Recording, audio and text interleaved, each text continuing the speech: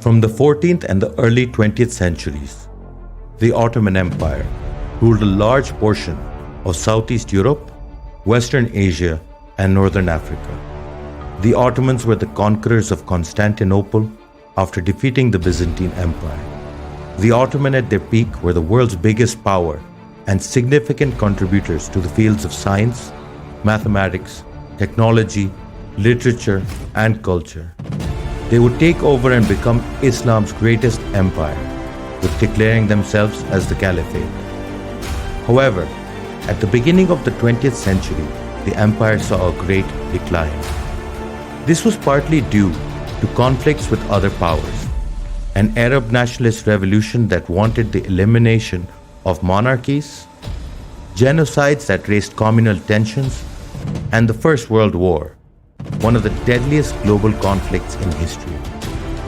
During this decline, the Ottomans received support from one of the most unlikely places in the world.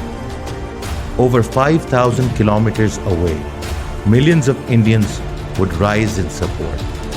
This movement would be known as the Khilafat Movement.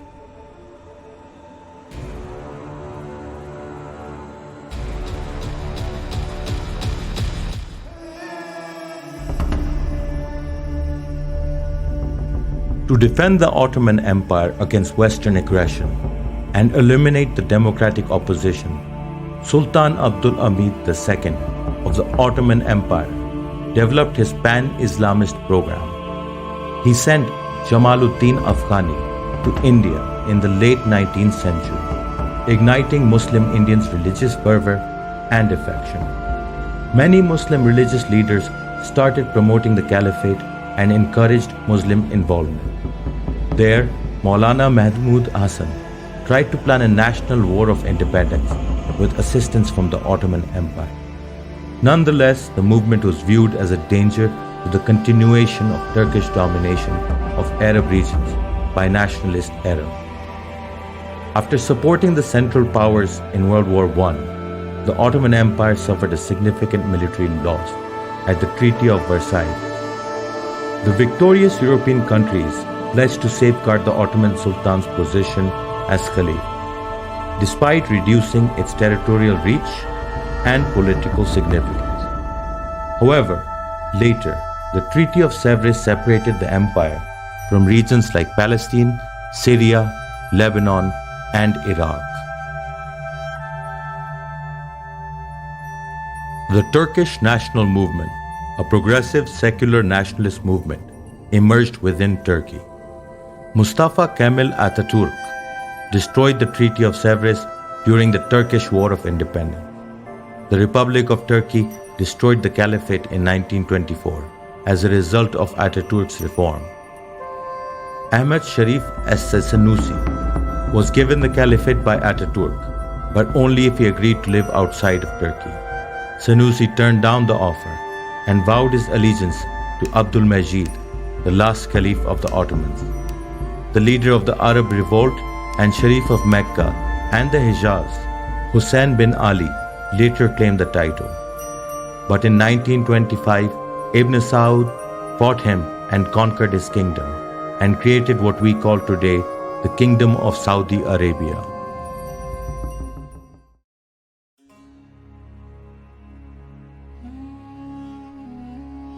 The majority of the important political and public protests in favor of the Caliphate occurred in India.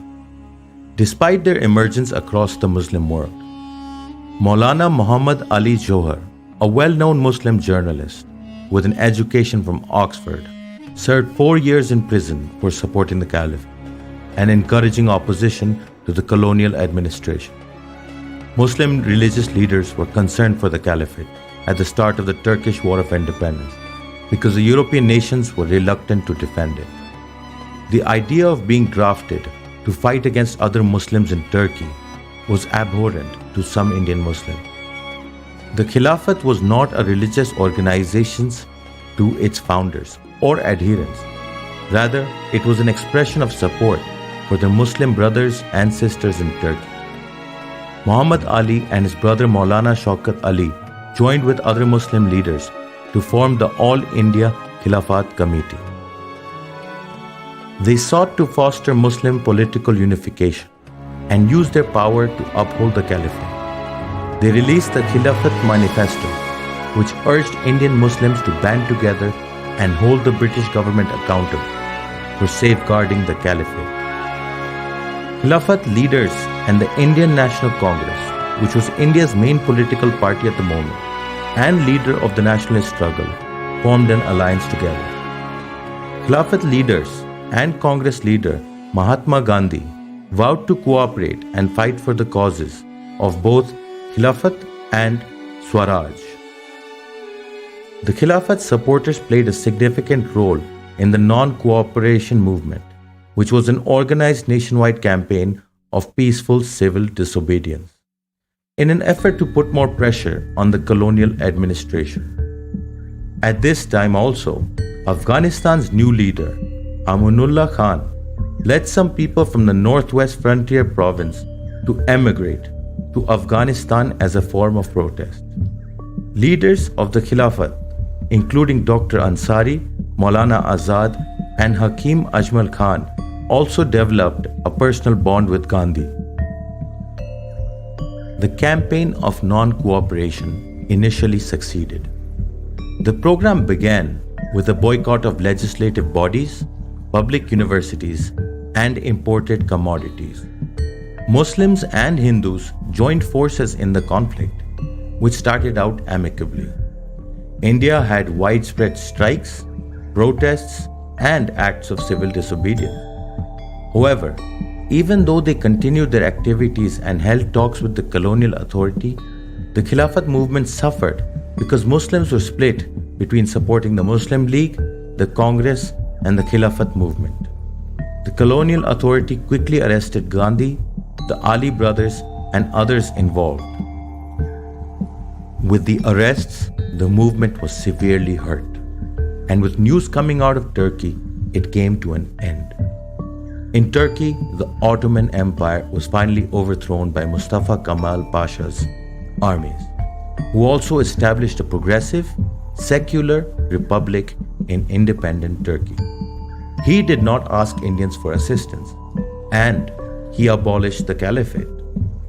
The Khilafat leadership broke out along various political axes. Majlis-e-Ehrar-e-Islam was founded by Sayyid Ataullah Shah Bukhari with the assistance of Chaudhry Afzal Haq. Many influential figures like Dr. Ansari, Maulana Azad, and Hakim Ajmal Khan continued to back Gandhi and the Congress. Brothers Ali enlisted with the Muslim League. This would have a significant impact on the expansion of the League's popularity and the ensuing Pakistan movement.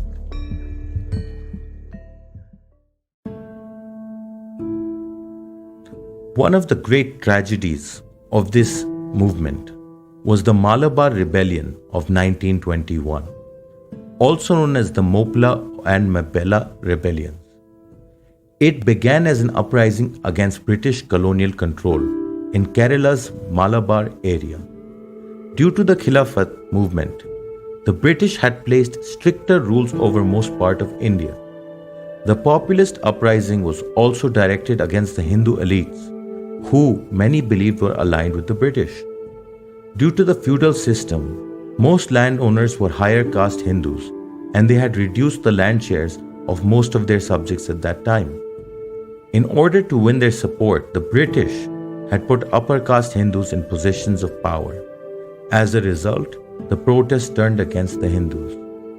According to estimates, there were about 10,000 civilian fatalities, 50,000 prisoners, of whom 20,000 were deported, mainly to the penal colony in the Andaman Islands, considered to have some of the harshest conditions at the time. The situation was under control by the end of 1921. Malabar Special Police, a special armed police battalion created by the colonial administration, was made up of non-Muslims and was trained by the colonial army. The special police then started fighting with the rioters, which eventually brought an end to it.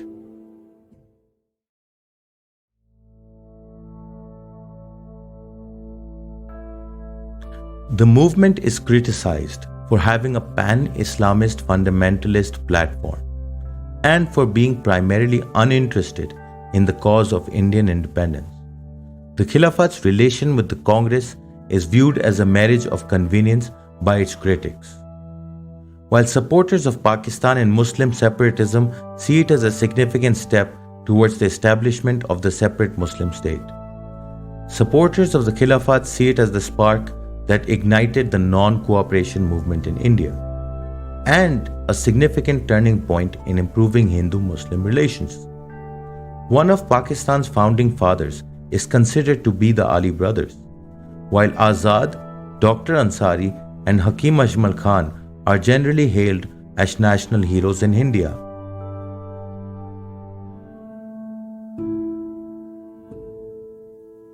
The great tragedy of the Khilafat movement is that the Ottomans it aimed to support no longer existed, replaced by a strong and very popular Ataturk in Turkey.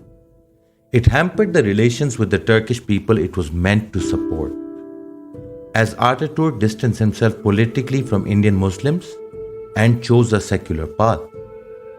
In many ways, the Khilafat movement laid the groundwork for the partition of India and Pakistan, a partition that would see the migration of millions. It would unfortunately also lead to great violence and a very large death toll when the Pakistan movement took force. The mortality during the period of the partition is usually estimated to be around 1 million. Also, later, the separation and independence war of Bangladesh and its casualties were also a result of this partition. The Khilafat movement greatly worried the British, and the British response was always their usual ways. Britain's response to the Khilafat movement was to increase their oppressive ways and make stricter rules and increase suppression. This led to much greater communal tension than previously existed. That is all for today. I hope you liked the video. What is your opinion on the movement? Please let me know in the comments below. Also, don't forget to like the video and subscribe.